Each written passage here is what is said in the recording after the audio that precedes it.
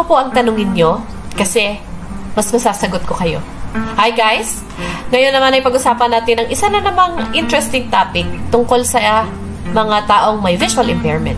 Mala-reporter ang boses, malaman ang mga salita, at malawak ang pag-unawa sa kapwa.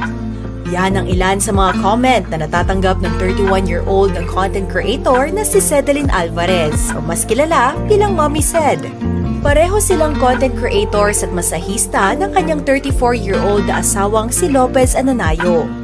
Pinanganak si Mommy Ced at Daddy Lopez na bulag o may visual impairment.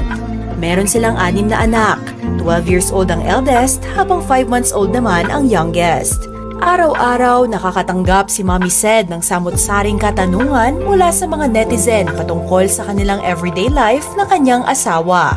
Isa sa paulit-ulit na tinatanong ng iba, paano ba nila naaalagaan ang 6 na anak nila? Yung sa pag-aalaga, since birth, majority of the job, kami ni husband, na-train naman na kami na kumilos as visually impaired person na mag-alaga ng mga anak namin. Lahat ng nanay talaga ay dumaan sa maraming hamon pagdating sa parenthood, lalo na kapag unang anak. At hindi ako exemption, lalo na meron akong limitation. Sobrang hirap dahil kahit yung papadede, natatakot ako na baka mapunta sa ilong ng anak ko yung gatas. Pero through the help of my mama, tinuro niya sa akin, ito dapat ang gawin mo. Dahil hindi raw namamana ang kapansanan nilang mag-asawa, nakakakita naman ang kanilang mga anak. Kwento pa ni Mommy Ced, marami rin na nagtatanong kung paano sila nakakagawa ng content. Paliwanag niya, gumagamit sila ng assistive tools sa mobile devices na tinatawag na screen reader. Ito raw ang naging daan nilang mag-asawa para makagamit ng social media.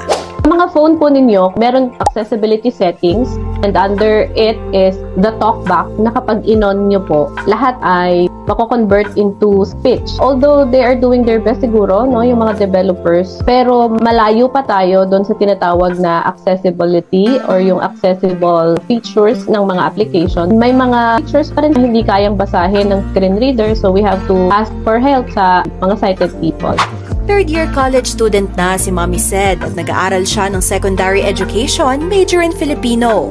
Hanggang ngayon, talamak pa rin ang diskriminasyon na nararanasan nila, mapa-online o public places man. Kaya sa pamamagitan ng pagtuturo, nais niyang patunayan sa publiko na higit pa sila sa kapansanang meron sila. Ito yung mga misconception o mismong ako nakakaranas. Kapag visually impaired ka daw, hindi ka nakakapag-aral.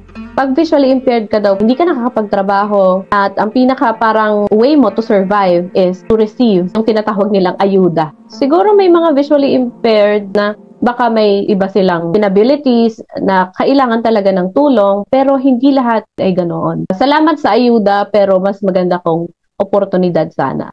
Nagpapasalamat si Mommy Ced sa lahat ng taong sumusuporta sa kanya. Dahil marami ang nag-request, plano niyang gumawa ng podcast show para mas mapalagana pa ang kanyang advokasya.